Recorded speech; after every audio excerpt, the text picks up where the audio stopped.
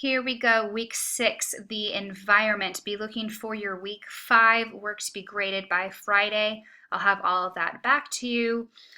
Make sure that you're staying on top of work. Make sure that you are talking to me if you need extensions and not just submitting things late, or there will be late penalties. Just keep me posted on what's going on, and it will hopefully be smooth sailing for the rest of these last 3 weeks. We got a lot going on this week. So let's go ahead and jump in. We're talking about the environment. So your reading this week, guess what? We're done with the visual culture and the looking at art text. We have one article that we're going to read from a man named Michel Foucault, who was a big postmodern theorist in the 60s, had some interesting ideas going on. And then we're going to be reading the Francis Schaeffer text week 7 and 8 to do your capstone project. So that's what you got left as far as reading. Now this is it's quite an advanced reading. It's about 9 pages this size, so not terribly long, but it's it's postmodern theory. It's a little bit different. It's a little bit advanced. That's okay. Just because something is hard doesn't mean we shouldn't go ahead and go for it and just see what we get out of it. Because it's an advanced text, I have included an attached lecture for you to help you walk through it. So make sure that you go through this as you're reading, and it should kind of help you break down these ideas and concepts. So pretty cool, pretty interesting idea. Mostly what it's about is spaces and places and how we structure them. So how we design visual space based on their function, and how this has to do with different times of our lives that we enter and exit. So he's going to discuss all of this. So it's a completely different way of looking at visual culture.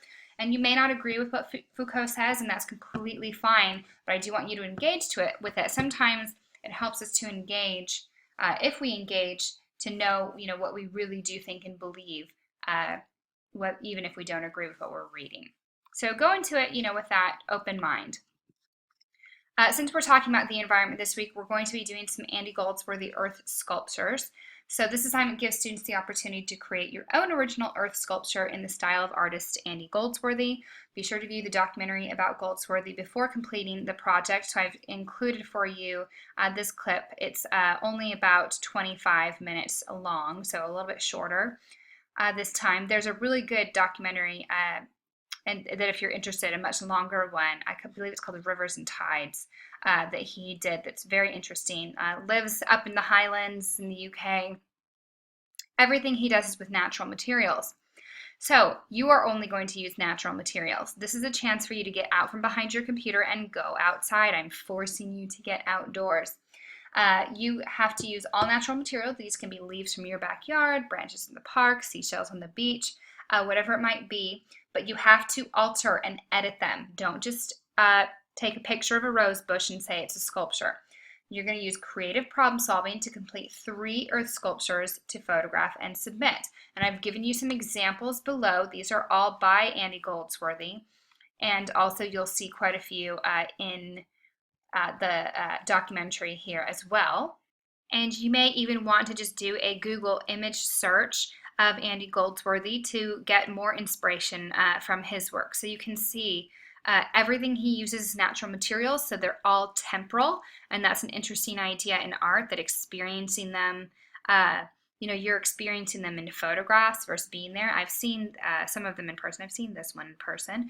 I've seen several of his works in person, and they're beautiful, very meditative, really connecting with the natural world. So go ahead, get some inspiration. Of course, I don't expect you to be Andy Goldsworthy. I don't expect that your work will be on par with what he's doing, but I expect you to take some inspiration, and I expect you to get outside and to go for it. So just put in some effort, have a good attitude with this. It can be a really fun project if you let it. So after finishing the sculptures, you're going to photograph them and post your images in a blog entry and answer the following questions about your experience. So describe making these sculptures. What was the most challenging part of creating them? Has doing this project changed the way you think about artists like Andy Goldsworthy? Oftentimes students say, I saw this stuff and I thought, oh gosh, anyone could do that, or I just don't get it. But then once I got outside and I connected with the natural world, I had to really think about the materials and how I was going to structure them, and the problem solving that goes on, and the communication with the natural world, that I get it. I understand these artists a lot better. So that might be your perspective, or you may already really appreciate these kind of artists. So just give us some insight into what's going on in your head. If you could describe each sculpture with one word, what would it be and why? And then I want you to really think about if there's any biblical sculptures that could pair well with these images. Don't do what some students do and say, well, I don't read the Bible, so I don't know, or there aren't any scriptures that pair with my sculptures. Just humor me and go in there and try to find something that you think might, this might be an illustration of. And lastly, has this experience changed you in any way? Why not? Did you, get to take a break? Did it calm you down? Did it stress you out? Did it, ignite a new passion in you? Did it just give you a moment to breathe out in the natural world? Whatever it might be. So a lot of, kind of fun, interesting insight. So this is a break from that theory application paper from the film review that you're also going to be writing this week. So this is kind of the opposite end of the spectrum in the class. So we try to balance you out and give you some fun stuff too. So just brief answers, 2 to 4 sentences in length, before you proofread before submitting. So these are some examples. Again, I'd go ahead and Google image search and just take a look at what he's got going on. Okay, speaking of film review, I told you to start working on it last week. So I think I always ask students in week 5, at least pick a film, watch it, take notes. And then this week you want to go ahead and dive in. So this is 6 to 8 pages. 2 of those pages at the most can be a summary of the film. Don't give me a 6-page film summary or a 4-page film summary and 2 pages of analysis. I want you to really focus on the prompt that I'm giving you. The summary is just to set up what you're going to be discussing. So your options are The Passion of the Christ, Food, Inc., and Up by Disney Pixar. Again, I've gone over this in last week's announcement, but I'll go over it a little bit further now. So things to think about if you're looking at Passion of the Christ is, how does new media of film affect the delivery of a timeless story, right? This is a very old story, and in the Christian tradition, it's kind of the foundation stone, right, of the Christian religion. So how is this new interpretation with film, how does it affect how people understand the story? So I want you to consider camera angles and montage scenes, flashbacks. Give at least 3 examples of new media and how it's used specifically in this story. So what can you do with film that you can't do if you're telling a story? Or what can you do with film that you can't do in a live theatrical performance, or in a painting, or any other kind of storytelling device? So think about what is unique to film. Number 2, what is the theme of the story? Consider rise, climax, and fall of action. How do these thematic elements influence the audience's perspective? And these are all very much planned and thought out. Number 3, how does the idea of authorship of scripture, right, and interpretation by Mel Gibson, he was the director of the film, so he's interpreting this story.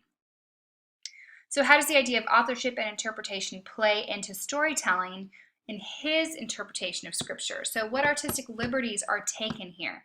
And there are several. So go ahead and discuss those and what they do for the story.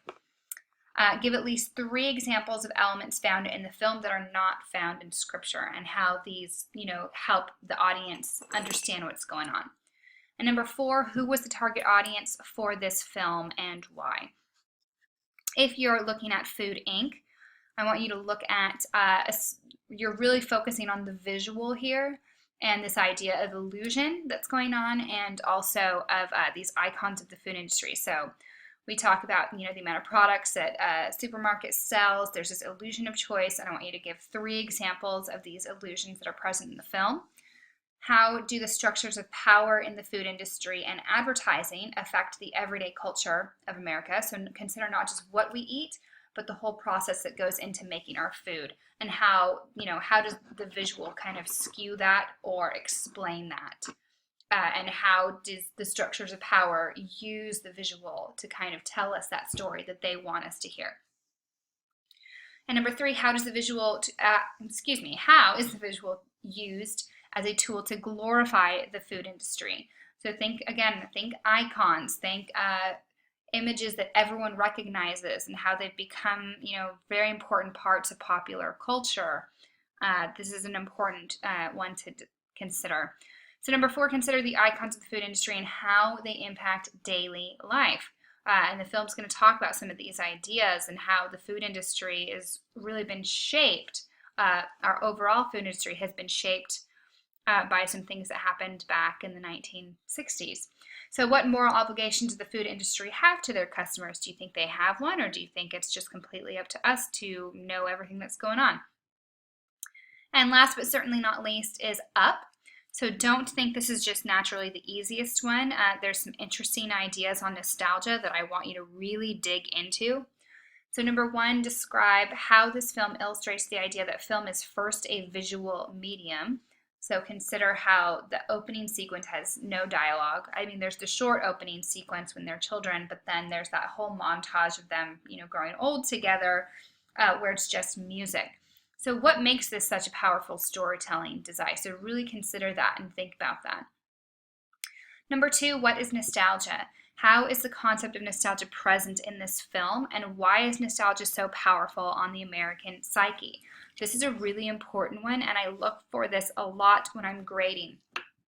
Don't just give me the Webster Dictionary definition of nostalgia and move on.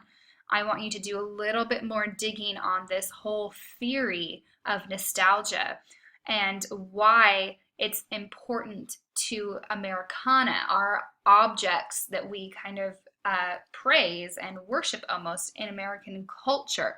So don't skip over this part, why it's powerful to the American psyche. Think specifically American, because this movie plays off of a lot of these ideas. Number 3, how is symbolism present in the film? So be specific, give at least 3 examples, and why are these symbols important to the characters? Again, this is about the visual, right? That's the driving force behind it. And what is their function in the story? So how do these symbols help move the plot and morals along? Number 4, all Pixar films deviate from reality. So think Toy Story, talking toys, not real. Monsters, Inc., it's a town of monsters, not real, etc. So how does this film give the viewer a sense of magic, even though there is no actual magic? There's no wave of a wand, a spell, etc. And this is kind of one of Pixar's cornerstones if you look throughout all of their films that we notice reoccurring over and over. So consider that and what that does for the story as well. So that is your film review. Remember, you just are picking one of these. Don't get overwhelmed and think you have to do all 3. Please let me know if you have any questions, if you're playing with some of these ideas and not sure what's going on, or if you're on the right track. Send me an email and send me what you got so far, and we'll take a look at it together. So you got your quiz due Sunday night, midnight as usual, film review, and your Andy Goldsworthy Earth sculptures. So your Heterotopias reading is important because you'll have some quiz questions. It's also, I think, going to help you with these other assignments, just thinking about these ideas of space and how we structure things, etc. So enjoy, have fun getting outside this week. I hope you have good weather. We're having beautiful weather here in Tennessee right now, and have a great week.